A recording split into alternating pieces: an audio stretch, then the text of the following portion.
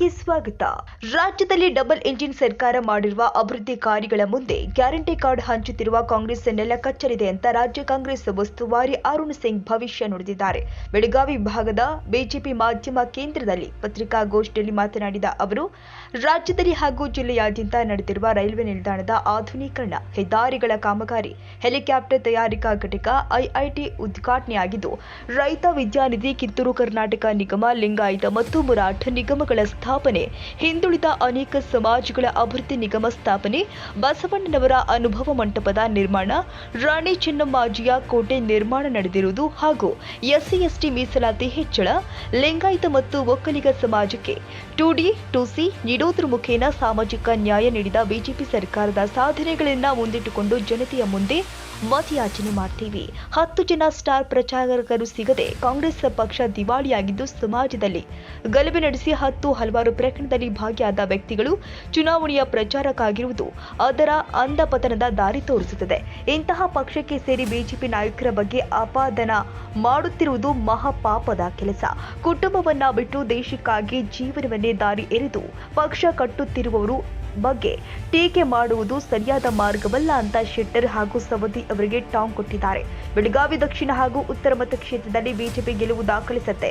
ಜನರು double engine ಸರ್ಕಾರದ ಯೋಜನೆ ಹಾಗೂ ಕೊಡುಗೆ ನೋಡಿ ರಾಜ್ಯದಲ್ಲಿ ಬಿಜೆಪಿ ಗೆಲ್ಲಿದ್ದಾರೆ ಅಂತ ರಾಜ್ಯ ಬಿಜೆಪಿ ಉಸ್ತುವಾರಿ ಅರುಣ್ ಸಿಂಗ್ ವಿಶ್ವಾಸ ವ್ಯಕ್ತಪಡಿಸಿದ್ದಾರೆ. ಬೆಳಗಾವಿ ಉತ್ತರ ಹಾಗೂ ದಕ್ಷಿಣ ಮತಕ್ಷೇತ್ರದ ಅಭ್ಯರ್ಥಿಗಳ ನಾಮಪತ್ರ ಸಲ್ಲಿಕೆಯ ಬಳಿಕ ಸುದ್ದಿಗಾರರೊಂದಿಗೆ ಮಾತನಾಡಿದರು. ಕೇಂದ್ರ ಹಾಗೂ ರಾಜ್ಯದಲ್ಲಿ ಬಿಜೆಪಿ ಸರ್ಕಾರದ ಯೋಜನೆಗಳನ್ನ ಜನರಿಗೆ ತಲುಪಿಸುವ ರೀತಿಯಲ್ಲಿ ನಮ್ಮ ಕಾರ್ಯಕರ್ತರು ಮಾಡಿದ್ದಾರೆ. ಬಿಜೆಪಿ 150 ಕ್ಷೇತ್ರದಲ್ಲಿ ಗೆಲುವು ಸಾಧಿಸಿ ಮತ್ತೆ ರಾಜ್ಯದಲ್ಲಿ ಬಿಜೆಪಿ ಅಧಿಕಾರಕ್ಕೆ ಬರುವುದು ನಿಶ್ಚಿತ ಎಂದರು. ಬೆಳಗಾವಿ ಜಿಲ್ಲೆಯಲ್ಲಿ ಈ ಬಾರಿ ಬಿಜೆಪಿ ದಾಖಲೆಯ ಪ್ರಮಾಣದಲ್ಲಿ ಗೆಲುವು ಸಾಧಿಸಲಿದೆ. ಬಿಜೆಪಿ ರಾಷ್ಟ್ರೀಯ ಪಕ್ಷ ಸಾವಿರಾರು ಜನ ಆಕಾಂಕ್ಷಿಗಳಿರ್ತಾರೆ. ಟಿಕೆಟ್ ವಂಚಿತ ಕೆಲವು ಜನ ಪಕ್ಷ ಬಿಟ್ಟು ಹೋದ್ರೆ ಯಾವುದೇ ತೊಂದರೆ ಇಲ್ಲ. ಮುಸ್ಲಿಂರ ಮನವೊಲಿಕೆ, ಭಾರತಕ್ಕೆ ನಿಂದಿಸುವುದು, ಮುಳುಗುವ ಪಕ್ಷ ಕಾಂಗ್ರೆಸ್ಗೆ ಸೇರ್ಪಡೆಗೊಂಡಿರುವುದು ದುರ್ದೈವದ ಸಂಗತಿ ಎಂದರು. ಬಿಎಸ್ ಯಡಿಯೂರಪ್ಪ ಎಲ್ಲ ಪಕ್ಷಕ್ಕಿಂತ ದೊಡ್ಡ ಹುದ್ದೆಯಲ್ಲಿ ಇದ್ದಾರೆ.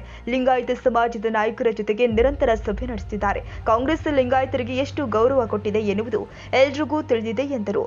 आज मैं बेलगावी नॉर्थ, बेलगावी साउथ और कित्तूर इन तीनों असेंबली में नॉमिनेशन के लिए आया था और रोड शो में भाग लिया. जिस प्रकार से उत्साह मैंने देखा, हजारों संख्या में लोग इस पूरे रोड शो में भाग लिए.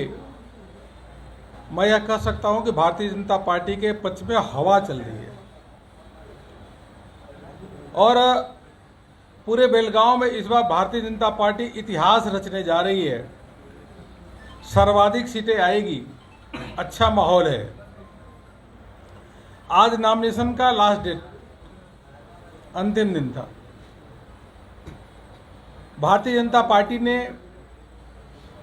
72 नए फ्रेश चेहरों को मौका दिया है, नए लोगों को मौका दिया है. बहुत बड़ी संख्या में कार्यकर्ताओं को जो लंबे समय से पार्टी में काम कर रहे थे उनको मौका मिला है. पूरी की पूरी अगर लिस्ट देखें, जिस प्रकार से कैंडिडेट्स का अनाउंसमेंट हुआ है, वह मोदी जी का जो विजन है कर्नाटका के लिए, वह विजन को साकार करने वाली यह पूरी अगर आप देखें तो भारतीय जनता पार्टी की कैंडिडेट की लिस्ट में आपको देखने का मिलेगा. कर्नाटका वैसे भी अगर एफडीआई देखें तो नंबर 1 सबसे अधिक एफडीआई आ रहा था कर्नाटक में आ रहा है. इनोवेशन इंडेक्स में कर्नाटका नंबर 1 है और ईज ऑफ डूइंग बिजनेस में भी कर्नाटका नंबर 1 है. इसी के कारण सबसे अधिक इन्वेस्टमेंट कर्नाटक में आ रहा है. एक अच्छा इन्वायरमेंट, बिजनेस इन्वायरमेंट कर्नाटक में है. और पिछले 3.5 साल में विकास की बात अगर करते हैं तो, क्योंकि शुरू में तो मिलीजुली सरकार जेडीएस और कांग्रेस की थी, इतने कम समय के अंदर जो कर्नाटक में काम हुआ है, उस काम के बारे में भी अगर आप चर्चा करेंगे, समीक्षा करेंगे तो कांग्रेस जितने 5 दशक में काम नहीं किया उतना काम हुआ है। कौन भूल सकता है कि बंगलोर से मैसूर का एक्सप्रेसवे का उद्घाटन प्रधानमंत्री जी ने किया, हेलीकॉप्टर फैक्ट्री का उद्घाटन किया, हेलीकॉप्टर बनाने वाली फैक्ट्री का उद्घाटन किया, और इस प्रकार से पहली वंदे भारत ट्रेन कहीं चली तो कर्नाटक में चली, मेट्रो ट्रेन का उद्घाटन किया, और नाथ प्रभु केम्पेगौड़ा जी की भी अगर मूर्ति का अनावरण कोई किया स्टैच्यू का तो हमारी सरकार के द्वारा, प्रधानमंत्री जी के द्वारा हुआ। भगवान बसवन्ना का कौन भूल सकता है कि अनुपम मंडप अगर बना तो वह हमारी सरकार के समय ही हुआ। येदियुरप्पा जी मुख्यमंत्री थे उसके समय ही हुआ। कर्नाटक के गौरव को बढ़ाने का, कर्नाटक को संस्कृति का बढ़ाने का कोई काम किया तो हमारी भारतीय जनता पार्टी की सरकार ने। यहाँ पे अगर बेलगांव बैठे हैं तो हम जरूर बात करेंगे मराठा डेवलपमेंट कारपोरेशन, यह भी भारतीय जनता पार्टी की सरकार ने किया। वीर शैवा लिंगायत कारपोरेशन भी बनाने का बीजेपी की सरकार ने किया। गंगा डेवलपमेंट कारपोरेशन भी बनाने का भारतीय जनता पार्टी की सरकार ने किया। और कित्तूर कर्नाटका डेवलपमेंट अथॉरिटी बनाने की भी अगर कोई बात कही है तो भारतीय जनता पार्टी की कर्नाटक की सरकार ने किया है। और रानी चेन्नम्मा का जो बर्थ प्लेस है, जन्म स्थान है, वहाँ पे भी डेवलप करके वहाँ पे अच्छा हेरिटेज सेंटर बनाया जाए, वो भी भारतीय जनता पार्टी की सरकार ही कर रही है काम। छत्रपति भगवान शिवाजी महाराज की 36 फीट बड़ा स्टैचू जिसे आ करके लोग उनसे प्रेरणा ले, वो अभी अगर कोई काम किया है तो बीजेपी की सरकार ने ही किया है। कांग्रेस बताया तो उसने क्या किया है? कांग्रेस ने कर्नाटका के गौरव के लिए, कर्नाटका के विकास के लिए कुछ नहीं किया, बेलगांव के लिए भी कुछ नहीं किया, केवल झगड़ा कराने का काम किया। यही कारण है कि जब बेलगांव में जो म्युनिसिपल कॉरपोरेशन के चुनाव होते हैं तो वहाँ पे भी बीजेपी को बहुत बड़ी सफलता प्राप्त होती है। हमारा मेयर, डिप्टी मेयर हमारा है आज की स्थिति। विकास की बात भी मैं अगर करना चाहूँ आपके समक्ष तो जरूर, अगर पीएम सम्मान, केवल बेलगांव की बात कर रहा हूँ जिले की, पीएम सम्मान किसान सम्मान निधि में 5,40,000, केवल एक जिले में 5,40,000 लोगों को पीएम किसान सम्मान निधि का सीधे उनके अकाउंट में 10,000 रुपये गया। कांग्रेस बताया क्या 1 रुपये भी कभी देने का काम किया क्या? 4,19,000 केवल बेलगांव में 4,19,000 घरों में नल से जल देने की बात पूरी हुई, और उसी के साथ साथ 5,67,000, यह डबल इंजन का कमाल है कि मोदी जी के नेतृत्व में इतने टॉयलेट्स यहाँ पे स्वच्छ भारत के अंतर्गत या शौचालय बने यहाँ पे। केवल बेलगांव की बात करूँ तो 10,42,000 ऐसे जो है लोगों को आयुष्मान भारत का कार्ड मिला। इतने काम हुए हैं कि काम गिनाने लगे तो 1 घंटा भी प्रेस कॉन्फ्रेंस के लिए छोटा होगा। मैं कांग्रेस के लोगों से चैलेंज करता हूं कि हम लोग जो आंकड़े दे रहे हैं, चाहे प्रधानमंत्री आवास योजना हो, चाहे नल से जल की बात हो, चाहे पीएम सम्मान किसान सम्मान निधि हो, आप बताओ, इसको चेक करो। आपने हमारे जो विकास के काम हो उस पर कभी भी आप प्रश्न खड़ा नहीं करते और खड़ा कर भी नहीं सकते, क्योंकि सत्य है। आप इसमें से एक भी काम कांग्रेस के लोगों ने 5 दशक का राज किया फिर भी नहीं किया। कांग्रेस के समय क्या होता था? सिद्धरमैया जी मुख्यमंत्री थे तो पीएफआई का जाल चारों ओर फैला हुआ था। 23 हिंदुओं की हत्या होती थी, सरेआम अपीजमेंट पॉलिटिक्स होती थी। और तो और बेलगांव के ही अगर एक कांग्रेस के नेता, उनके वर्किंग प्रेसिडेंट हिंदू को अश्लील शब्द कहते हैं तो हिंदुओं को अपमान करने की बात लगातार उन कांग्रेस के नेता कहते हैं। पता नहीं, मुझको नहीं समझ में आता। कांग्रेस के लोग, नेता हिंदुओं को अपमानित करना, भारत को अपमानित करना, भारत को के लोकतंत्र को अपमान करने में उनको क्यों मजा आता है, क्यों आनंद आता है? राहुल गांधी जी विदेश में जाते हैं तो भारत के लोकतंत्र के बारे में गाली देते हैं, और इसीलिए देश की जनता कांग्रेस को धीरे धीरे धीरे धीरे उनको हराती जा रही है। हमारे स्टार प्रचारक की लिस्ट आई है, और मैं वैसे देख रहा था कांग्रेस की स्टार प्रचारक की लिस्ट, कांग्रेस के स्टार प्रचारक में 10 नाम ऐसे हैं जिन पे या तो देशद्रोह का केस चला, या महिलाओं को अपमानित करने वाले उन्होंने टिप्पणी की, या उनको जो दंगे फसाद करने वाले हैं उनके साथ उनकी मिली भगत दिखी।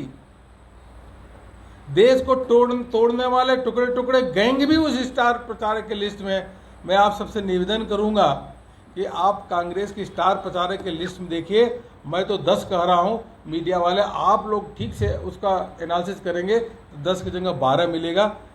ऐसे 12 लोग जो देश को अपमानित करने वाले, देश के टुकड़े टुकड़े इस प्रकार के नारे लगाने वाले, अलगाववादियों से मिलने वाले, ऐसे लोग कांग्रेस के जब स्टार प्रचारक के रूप में रहेंगे तो मान लीजिए कर्नाटक में कांग्रेस की इस बार ऐतिहासिक हार होने वाली है, हिस्टोरिक हार होने वाली है। हमारे जो स्टार प्रचारक हैं उस लिस्ट में देखें तो आज देश ही नहीं विश्व का सबसे लोकप्रिय नेता, गांव गरीब किसानों के मसीहा नरेंद्र मोदी जी हैं। उनके नेतृत्व में Galaxy of leader of star प्रचारक देखेंगे वो हैं। हमारी जब एक बार अच्छी शुरू हो जाएगी पूरी प्रचार अभियान तो उसके बाद कांग्रेस वाले घर पे बैठ जाएंगे, मान के चलिए, क्योंकि उनके पास कोई प्रचारक ही नहीं है। आप सबको मालूम ही है कि जहाँ जहाँ राहुल गांधी जी जाते हैं प्रचार करने के लिए कांग्रेस का वोट वहाँ कम हो जाता है, और जब प्रधानमंत्री मोदी जी प्रचार करने जाते हैं तो भाजपा का वोट बढ़ जाता है। यही कारण है कि जितने भी चुनाव अभी हुए उसमें सभी चुनाव में एक आग छोड़ दीजिए, उत्तर प्रदेश से लेकर के उत्तर प्रदेश, उत्तराखंड, गोवा, मणिपुर, त्रिपुरा, इन सभी राज्यों में, असम, हर राज्य में भारतीय जनता पार्टी की विजय हो रही है। विजय का ट्रेंड भाजपा के पास है और हारने का ट्रेंड कांग्रेस के पास है। यही कर्नाटक में होने वाला है। कांग्रेस अवश्य रूप से हारेगी, यह मान के चलेगा। सर, आप बीजेपी सीएम फेस क्यों नहीं अनाउंस कर रही है? क्या ये problem? Not announce CM face. नहीं, कांग्रेस उसका अनाउंस नहीं करती है। पीएम कौन है वो आपको मोदी आप बोलते हैं? भारतीय जनता पार्टी येदियुरप्पा जी ने काम किया, और जो कॉमन मैन की छवि रखने वाले जो हमारे बोमई जी हैं, उन बोमई जी के काम को हम लोग जनता के बीच में ले जा रहे हैं। और बोमई जी ने इतना काम किया कि 11 लाख परिवारों को रायता विद्या निधि देने का काम किया, पेंशन बढ़ाने का काम किया। फ्लड आता है तो बोमई जी बिल्कुल उसके अंदर घुस जाते हैं, लोगों की मदद करते हैं। तो मैं कह रहा हूँ कि उनके काम को लेकर के हम लोग जा रहे हैं। और बोमई जी हमारे कैंपेन कमेटी के चेयरमैन हैं। कैंपेन कमेटी का चेयरमैन कोई है तो यहाँ का हमारे मुख्यमंत्री कॉमन मैन की छवि रखने वाले बोमई जी हैं। तो इसलिए उनके नेतृत्व में वो कैंपेन कमेटी के चेयरमैन हैं। हम लोग पूरा यह चुनाव लड़ रहे हैं। सर जी अभी एक मुद्दा है जो जगदीश शेट्टर ने जो आरोप लगाया। अब सीएम फेस के बारे में बताइए नहीं क्लियर कि who is your CM face. आपको सब समय पर पता चल जाएगा। जितना मैंने कहा, हमारे बोमई जी मुख्यमंत्री हैं, वह कैंपेन कमेटी के चेयरमैन हैं। निचली जो चेयरमैन है उनके नेतृत्व में हम लोग चुनाव लड़ रहे हैं। चलिए,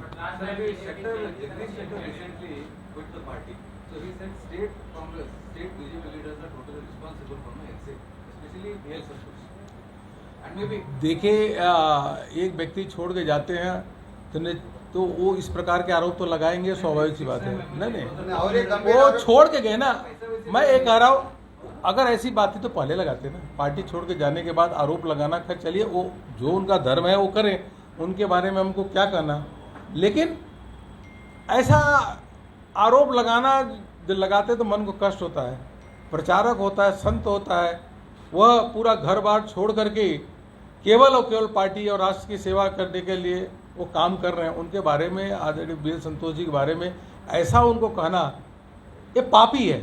पाप, ऐसा पाप नहीं करना चाहिए जो उन्होंने और एक इल्जाम उन्होंने लगाया सर, और एक इल्जाम लगाया कि बहुत पहले प्री प्लान हुआ था बीजेपी के अंदर कि लिंगायत लीडरों को पूरी तरह से उनको गेट आउट किया जाए और पूरा कंट्रोल अपने हाथ में लिया। देखिए भाई, ऐसा एक ऑडियो कटिल जी का बहुत दिन पहले वायरल हुआ था। मेरा सेक्टर का आरोप है कि वो आज सच हो रहा है। अरे भाई, प्री प्लान हुआ था। मेरा आप सबसे निवेदन है कि जगदीश शेट्टर जी लंबे समय पार्टी में रहे हैं, अब उनके बारे में मैं कुछ नहीं कहूँगा। हम विकास के एजेंडे पे चुनाव लड़ रहे हैं और लेकिन इतना जरूर है कि कांग्रेस ने 30-35 साल में केवल 9 महीने किसी लिंगायत को मुख्यमंत्री बनाया और भारतीय जनता पार्टी का ट्रैक रिकॉर्ड देख लीजिए, केवल 9 महीना, वो भी किस प्रकार से बीरेन्द्र पाटिल जी का अपमान किए। खैर छोटे, कांग्रेस के लोग जाति धर्म में बांट करके राजनीति करना चाहते हैं, क्योंकि भाजपा के खिलाफ कोई मुद्दा नहीं है। हम केवल विकास के एजेंडे को लेकर के चुनाव में आगे बढ़े हैं और हम कर्नाटक का मोदी जी के नेतृत्व में एक डबल इंजन की सरकार बना करके कर्नाटक का विकास को काम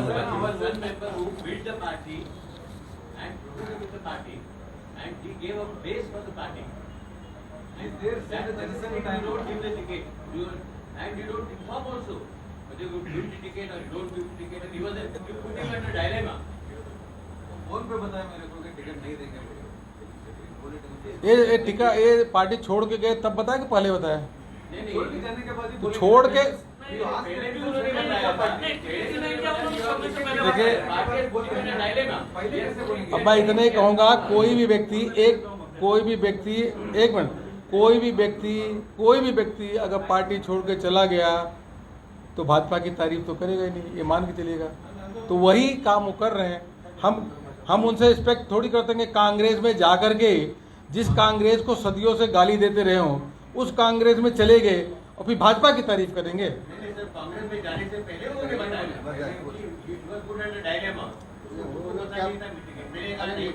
ऐसा नहीं होता। जब तक सेंट्रल इलेक्शन कमेटी, जब तक भारतीय जनता पार्टी में इंटरनल डेमोक्रेसी है, लोकतांत्रिक आधार पर पार्टी चलती है, यह जो हमारा सेंट्रल इलेक्शन कमेटी है उसी को टिकट देने का अधिकार होता है। कोई भी व्यक्ति पहले नहीं कर सकता कि आप चुनाव लड़ोगे नहीं लड़ोगे, ये मान चलेगा। ये इलेक्शन कमेटी निर्णय लेती है भाई, पहले कैसे कोई कमिट कर देगा। नंबर 1। नंबर 2, पार्टी ने सब कुछ दिया, मुख्यमंत्री का पद कम नहीं होता, ये बीजेपी नहीं दिए। लाखों कार्यकर्ताओं के मेहनत और त्याग और तपस्या के आधार पे हम जीते और फिर जीतने के बाद मुख्यमंत्री दिया और फिर एक कार्यकर्ता को टिकट मिला। तो क्या कार्यकर्ता नहीं, भाई कार्यकर्ता को चुनाव नहीं लेना चाहिए क्या? कोई साइडलाइन नहीं किया। बाकायदे राज्यसभा का उनको कहा गया था कि आप सेंट्रल पॉलिटिक्स में, राज्यसभा भी ऑफर किया गया था, येदियुरप्पा जी ने बताया मंत्री भी ऑफर किया गया था। तो क्या दूसरा कार्यकर्ता पार्टी में जो काम कर रहा है, प्रदेश का महामंत्री है, प्रदेश के मंत्री हैं, कई साल से, क्या वह चुनाव लड़ने के अधिकारी नहीं है क्या? आप बताइए, क्या एक ही व्यक्ति चुनाव लड़ेंगे? धन्यवाद, थैंक यू। मेरी फ्लाइट न बोलते हुए ही सीएम किए थे, उसको न बोलते हुए ही उसको सीएम किए थे। रामदुर्ग का जो टिकट दिया गया है किस आधार पे दिया गया है? आपके कार्यकर्ता ही पूछ रहे हैं।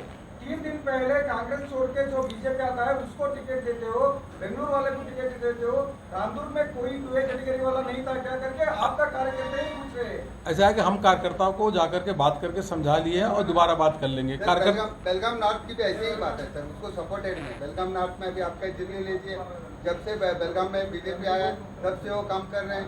ऐसे कार्यकर्ता कुछ देखिए, भारतीय जनता पार्टी के कार्यकर्ता में ये सब मिल करके यह सुनिश्चित करेंगे कि 150 सीटें बीजेपी जीते। सभी का सौभाग्य होता है कि प्रधानमंत्री मोदी जी के नेतृत्व में काम करना, यह सौभाग्य की बात है। इसलिए हम चुनाव जीतेंगे, आप चिंता मत करिए। थोड़ा बहुत कार्यकर्ताओं को टिकट नहीं मिलता तो हर्ट होता ही है, ये स्वाभाविक सी बात है। हम मिल बैठ करके बात कर लेंगे, सभी अपने ही हैं। और ಪತ್ರಿಕಾಗೋಷ್ಠಿಯಲ್ಲಿ ಮಹಾರಾಷ್ಟ್ರ ರಾಜ್ಯದ ಉನ್ನತ ಶಿಕ್ಷಣ ಹಾಗೂ ವೈದ್ಯಕೀಯ ಸಚಿವ ಗಿರೀಶ್ ಮಹಾಜನ್, ರಾಜ್ಯ ವಕ್ತಾರರು ಆದ ಎಂ.ಬಿ. ಜೀರಲಿ, ರಾಜ್ಯಸಭಾ ಸದಸ್ಯ ಈರಣ್ಣ ಕಡಾಡಿ, ಮಹಾನಗರಾಧ್ಯಕ್ಷ ಅನಿಲ್ ಬೆನಕೆ, ಗ್ರಾಮಾಂತರ ಜಿಲ್ಲಾಧ್ಯಕ್ಷ ಸಂಜಯ್ ಪಾಟೀಲ್, ಮಾಧ್ಯಮ ಸಂಚಾಲಕರು ಆದ ಎಫ್.ಎಸ್. ಸಿದ್ದನಗೌಡರ್, ಶರತ್ ಪಾಟೀಲ್, ನಿತಿನ್ ಚೌಗಲಿ, ಕೇದಾರ್ ಜೋರಾಪುರ, ವಿನೋದ್ ಲಂಗೋಟಿ, ಮಹಾಂತೇಶ್ ವಕುಂದ ಇದ್ದರು.